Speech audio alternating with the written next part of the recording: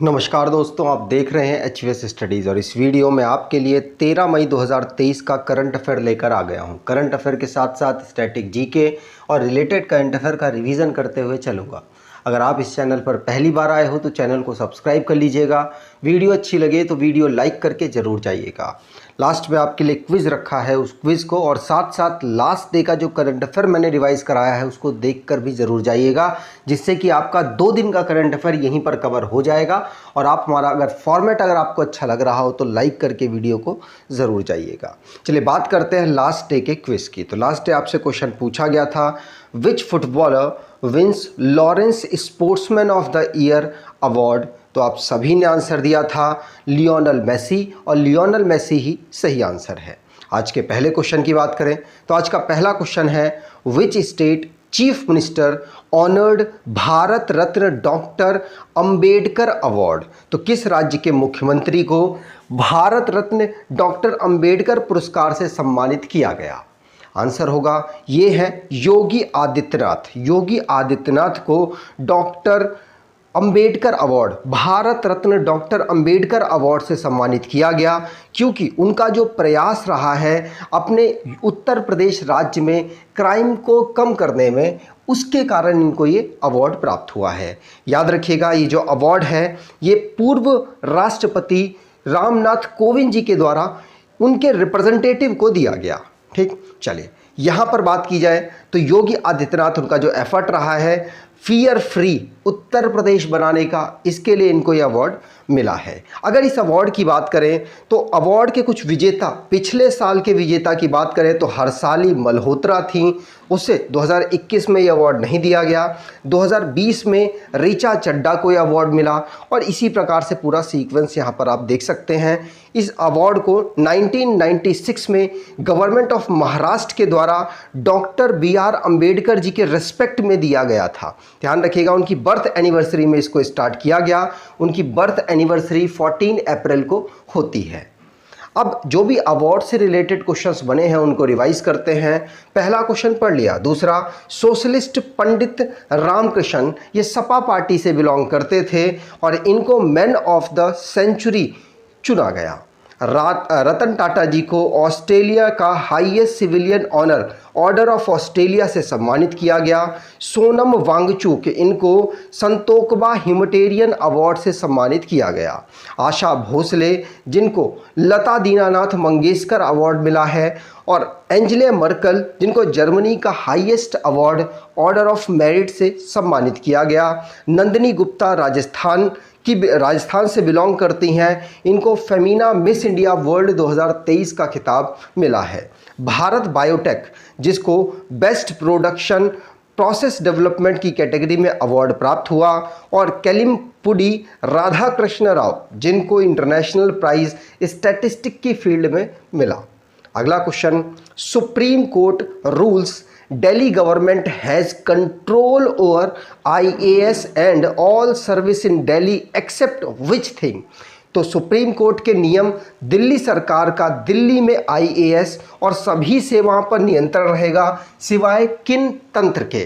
तो आंसर होगा दिल्ली सरकार का सभी पर नियंत्रण रहेगा, सिर्फ लैंड, पुलिस और लॉ एंड ऑर्डर को छोड़कर। बाकी सभी पर जो भी दिल्ली में काम होंगे वो सभी के सभी दिल्ली में शासित जो सरकार है आम आदमी पार्टी की, वो करने वाली है। तो यहाँ पर ऑल ऑफ द ऑप्शन बिल्कुल सही होगा, जिसमें लैंड, पुलिस और लॉ एंड ऑर्डर छोड़कर दिल्ली सरकार सारे काम कर सकती है। ये सुप्रीम कोर्ट के द्वारा सुप्रीम कोर्ट के द्वारा फैसला सुनाया गया।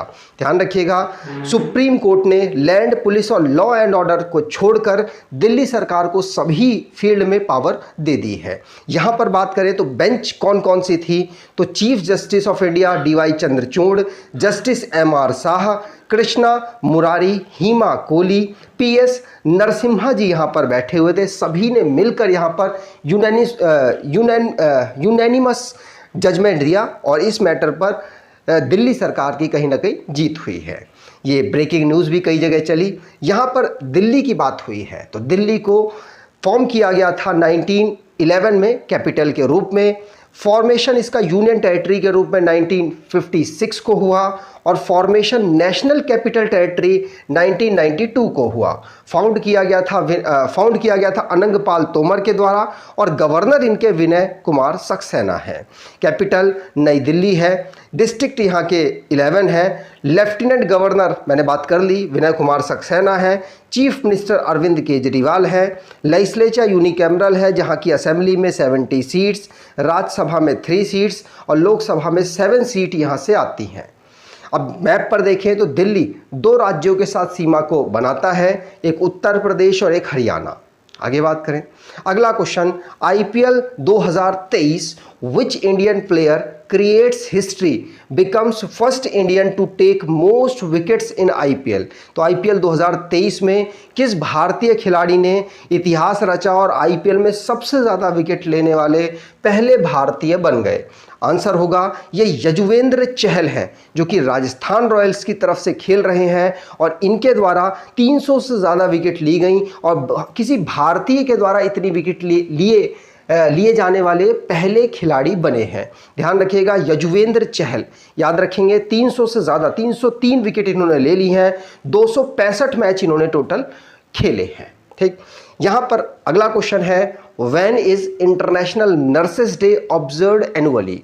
तो अंतर्राष्ट्रीय नर्स दिवस प्रतिवर्ष कब मनाया जाता है? आंसर होगा ये हर साल 12 मई को मनाया जाता है। अंतर्राष्ट्रीय नर्सेस दिवस, इंटरनेशनल काउंसिल ऑफ नर्सेस के द्वारा इसको ऑब्जर्व किया जाता है और फ्लोरेंस नाइटिंगेल के बर्थ एनिवर्सरी पर इसको ऑब्जर्व किया जाता है। अगर फ्लोरेंस नाइटिंगेल की बात की जाए तो 12 मई 1820 को इनका बर्थ हुआ था और इसीलिए 12 मई को ही इसको हर साल हम ऑब्जर्व करते हैं। इसकी थीम इस साल की आवर नर्सेस आवर फ्यूचर रखी गई है। अगर इसकी बात करें तो कब इसको ऑब्जर्व किया गया पहली बार, तो 1974 में नर्सेस के योगदान को देखते हुए इंटरनेशनल नर्स डे उनको प्रोत्साहित करने के लिए मनाया जाता है। ठीक, आगे बात करें, अगला question, where did the Indian navy and royal Thai navy conduct the 35th CORPAT exercise? तो कॉपरेशन की एक्सरसाइज भारतीय नौसेना और रॉयल थाईलैंड की जो नौसेना है उसके बीच में ऑर्गेनाइज कराई गई, अंडमान सी पर ऑर्गेनाइज कराया गया। तो थर्ड ऑप्शन यहां पर बिल्कुल सही होगा। भारत और थाईलैंड के बीच में 3 मई से लेकर 10 मई तक हम इंडो थाई कॉर्पेट एक्सरसाइज कर रहे होंगे, जिसकी कॉर्पेट की फुल फॉर्म की बात की जाए तो कोऑर्डिनेट पेट्रोल इसकी फुल फॉर्म है और सेफ्टी और सिक्योरिटी इंडियन ओशियन रीजन पर सुनिश्चित करने के लिए इसको ऑर्गेनाइज कराया जाता है। ध्यान रखिएगा, भारत और थाईलैंड की जो नेवी है वो यहाँ पर पार्टिसिपेट कर रही है। 2 साल में इसको ऑर्गेनाइज कराया जाता है। 2005 में 2005 में इसे पहली बार ऑर्गेनाइज कराया गया था। ठीक, अब एक्सरसाइज से रिलेटेड या फिर कह सकते हैं डिफेंस से रिलेटेड जो भी करंट अफेयर बना है उसको रिवाइज करते हैं। पहला क्वेश्चन पढ़ लिया। दूसरा, मिनिस्ट्री ऑफ डिफेंस के द्वारा एक योल नाम का कंटेनमेंट बोर्ड है उसको रिप्लेस कर दिया गया मिलिट्री स्टेशन के रूप में। राजनाथ सिंह जी के द्वारा Indian air force heritage centre को चंडीगढ़ में ऑर्गेनाइज कराया गया या इनॉग्रेट किया गया। 7th एडिशन अजय वॉरियर 2023 जिसको यूके के सेलिसबरी प्लेन में ऑर्गेनाइज कराया गया और भारत और यूके के बीच में यह होने वाली एक एक्सरसाइज है। शिवांगी सिंह पहली वुमेन पायलट बनी है जो कि राफेल को किसी एक्सरसाइज में भारत के बाहर उड़ाएंगी और ये फ्रांस में होने वाली एक मल्टी नेशन एक्सरसाइज है जिसका नाम ओरियोन रखा गया। भारत और यूएस के बीच में यूएस के एयरफोर्स के बीच में होने वाली Cope India 2023 exercise West Bengal में ऑर्गेनाइज कराई जाएगी। लॉक्ड शील्ड नाम की साइबर डिफेंस एक्सरसाइज 2023 नाटो के द्वारा एस्टोनिया में ऑर्गेनाइज होगी। अंडमान एंड निकोबार कमांड जो कि एक्सरसाइज कवच को ऑर्गेनाइज कराया जा रहा है, जॉइंट मिलिट्री एक्सरसाइज है भारत की जितनी भी आर्मीज हैं उनके बीच में। भारत और श्रीलंका के बीच में एक बाइलेटरल एक्सरसाइज है मैरीटाइम एक्सरसाइज सिलिनेक्स 2023 कोलंबो में इसे ऑर्गेनाइज कराया गया। अगला question, which country has returned to Arab league after 11 year? तो कौन सा देश 11 साल बाद अरब लीग में लौटा है, मतलब अरब लीग में दोबारा से इसको एंट्री मिल गई है और ये देश है सीरिया। ध्यान रखिएगा, सीरिया को अरब लीग में एंट्री मिली है, ध्यान रखेंगे। और 10 साल बाद, लगभग 10 साल से ज़्यादा हो चुका है, उसके बाद इनको इस लीग में एंट्री मिली है। 2011 में इंटर गवर्नमेंट ग्रुप ने इसको सस्पेंड कर दिया था और अब 2023 में इसको दोबारा से एंट्री प्राप्त हुई। ध्यान रखिएगा, अरब लीग सीरिया एंटर कर गया है। और इसके प्रेसिडेंट की बात करें तो बशर अल असाद इसके प्रेसिडेंट हैं। किसके? तो इस मूव को करने के लिए सीरिया के, और इन्होंने रिलेशनशिप अरब नेशन से अच्छे किए, उसके बाद ऐसी पूरी सिचुएशन बनी है। अगला question, which actor has been included in the Indian team as an ambassador for the Special Olympics trip to Berlin? तो किस अभिनेता को बर्लिन की विशेष ओलंपिक यात्रा के लिए राजदूत के रूप में भारतीय टीम में शामिल किया गया? आंसर होगा ये आयुष्मान खुराना है। आप जानते होंगे बॉलीवुड में एक्टर हैं, इनको यहाँ पर इंक्लूड किया गया है एक इंडियन टीम के रूप में, जो कि क्या करने वाले हैं, जो पार्टिसिपेट करेंगे ओलंपिक में, उनको प्रमोट करने वाले हैं। याद रखिएगा, बर्लिन में 16 जून से लेकर 25 जून तक इस डिसेबिलिटी, ये special Olympic for individual with intellectual disability का एक पार्टिसिपेशन होगा, उसको ये प्रमोट करते हुए दिखेंगे। ध्यान रखिएगा, पूछा जा सकता है। आगे बात करें तो यहाँ पर आयुष्मान के द्वारा जिस चीज़ में एम्बेसडर बनाया गया उनको, उसकी बात करें तो वेक फिट में ये ब्रांड एम्बेसडर हैं, यूनिसेफ इंडिया में ये ब्रांड एम्बेसडर हैं, कॉइन DCX में ये ब्रांड एम्बेसडर, यूनिसेफ में ये चाइल्ड राइट कैंपेन के ब्रांड एम्बेसडर हैं, और बजाज अलायंस लाइफ इंश्योरेंस में ये ब्रांड एम्बेसडर बने हुए हैं। अगला question, which state announced financially aid of rupees 10 lakh to discharged patients suffering from the Duchenne muscular dystrophy?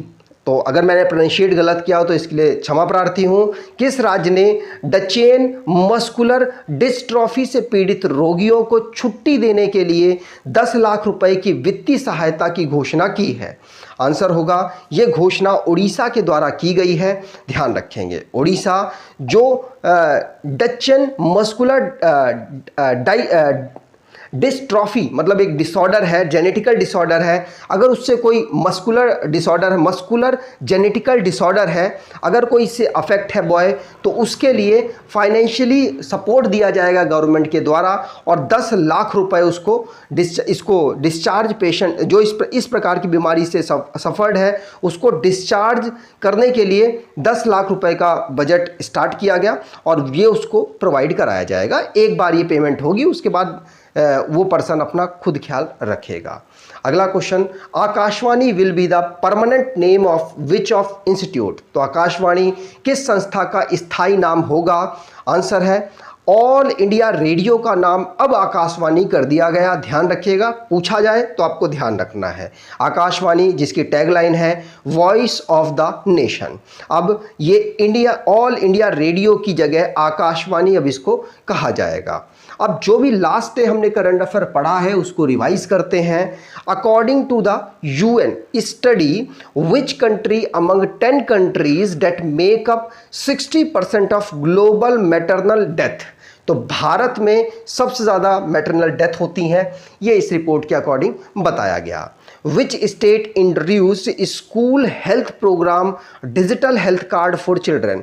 तो किस राज्य ने स्कूल हेल्थ प्रोग्राम को स्टार्ट किया जिसके माध्यम से डिजिटल हेल्थ कार्ड बच्चों को दिए जाएंगे? उत्तर प्रदेश आंसर सही। Shanti Niketan is tentative list for UNESCO world heritage list. Shanti Niketan belong to which state? तो वेस्ट बंगाल से ये बिलोंग करता है। अगला question, When is national technology day celebrated? तो 11 मई को हम नेशनल टेक्नोलॉजी डे सेलिब्रेट करते हैं। Which footballer win Laureus sportsman of the year award? तो लियोनल मेसी यहाँ पर बिल्कुल सही। इसके जो अदर कैटेगरीज हैं उनको भी याद कर लीजिएगा, इंपॉर्टेंट है। महिलाओं का और भी अलग अलग जो कैटेगरीज में अवार्ड मिले आपको याद होने चाहिए। President Draupadi Murmu presented how many gallantry award? Shaurya Chakra और कीर्ति चक्र इन द ईयर 2023। तो 37 अवार्ड यहाँ पर दिए गए। कितने कितने? 8 दिए गए। कीर्ति चक्र और शौर्य चक्र 29 दिए गए। अगला question, which Indian industrial group sold the ownership of Myanmar port? तो अडानी यहाँ पर बिल्कुल सही। Who was selected as the man of the month, man player of the month by the ICC for the month April? तो अप्रैल के लिए player of the month award man में फ़कार जमान को मिला है। और the Indian army implemented common uniform for all officer of which rank and above? तो किस रैंक के बाद सभी की एक जैसी ड्रेस होगी? और ये है ब्रिगेडियर के ऊपर जितनी भी रैंक है आर्मी में, सभी की एक जैसी ड्रेस होगी। आज के क्विज की बात करें तो which country has returned to Arab league after 11 year? तो कौन सा देश 11 साल बाद अरब लीग में लौटा है? कमेंट बॉक्स में डिटेल में आंसर दीजिएगा। अगर आपको ये वीडियो अच्छी लगी है तो आपसे अनुरोध करूंगा, वीडियो को लाइक कर दीजिएगा, चैनल को सब्सक्राइब कर लीजिएगा और एटलीस्ट अपने कुछ दोस्तों तक वीडियो को शेयर ज़रूर कीजिएगा। धन्यवाद।